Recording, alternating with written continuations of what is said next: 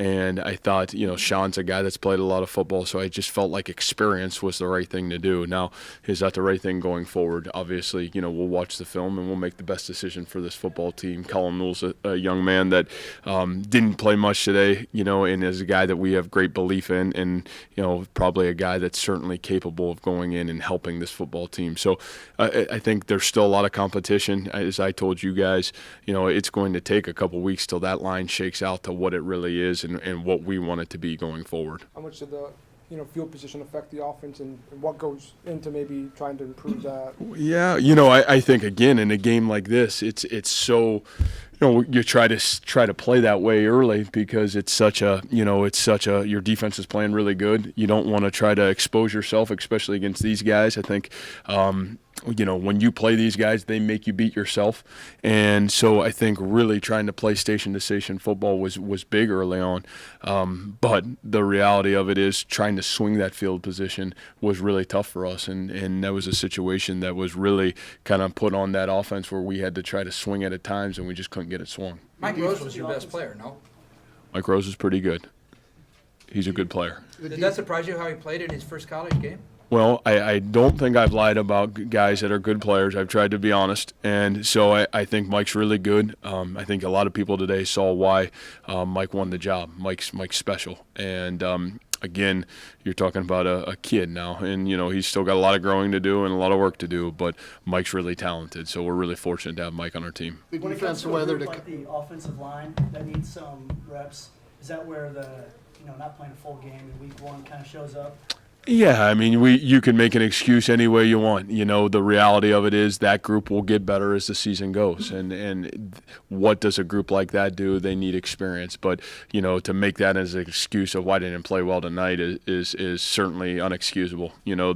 That has to do with everything that they need to continue to work on and get better. But, that had nothing to do with it other than the fact of I think that group will grow as the season goes. The defense obviously weathered a couple of really tough field position things in the first half. Was it just a matter of too much time on the field wearing down a little bit that allowed that one touchdown to get through? Yeah, dang, and I'll be honest with you. I go back to myself. It's third and, it was 2nd and 18 or 3rd and 6, and we talked about it. And, do you take the make them go on 3rd down or do you take the yardage? And it's still, I think there's 7:02, 7:03 on the clock, where I think yardage and field position are still important. But it's one of those things where whether they wore down or not, they gave us every opportunity to win the football game, and I thought those kids never quit. And so I don't think any of our kids quit, to be honest with you. I was really proud of the attitude and effort of our kids. We just got to get better in some areas from game 1 to game 2, a lot of improvement, and we need it.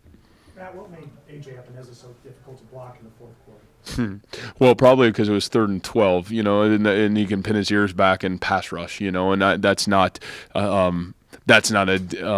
a knock against him. He's a tremendous pass rusher. I think one of my things that really impressive is watching him and his ability to pass rush. But you can also be dominant as a pass rusher when all you're doing is trying to throw the football. And so he's really special. He's got great get off. Certainly a guy that has the ability to create havoc when especially when he knows he's in a pass situation. And unfortunately for us, we were in a lot of those in the fourth quarter of the football game.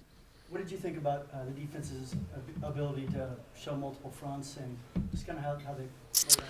Well, I think that's where you see the veteranness of our football team, and we're going to need to lean on those guys until the other side of the football can catch up. But I thought they were outstanding. I thought Coach Haycock, I thought our entire staff did an incredible job, and that's a veteran offense that they're going against too, in a lot of ways. So give credit to Coach and obviously those kids because they were outstanding, and they kept us right in the football game, gave us every chance to win the game.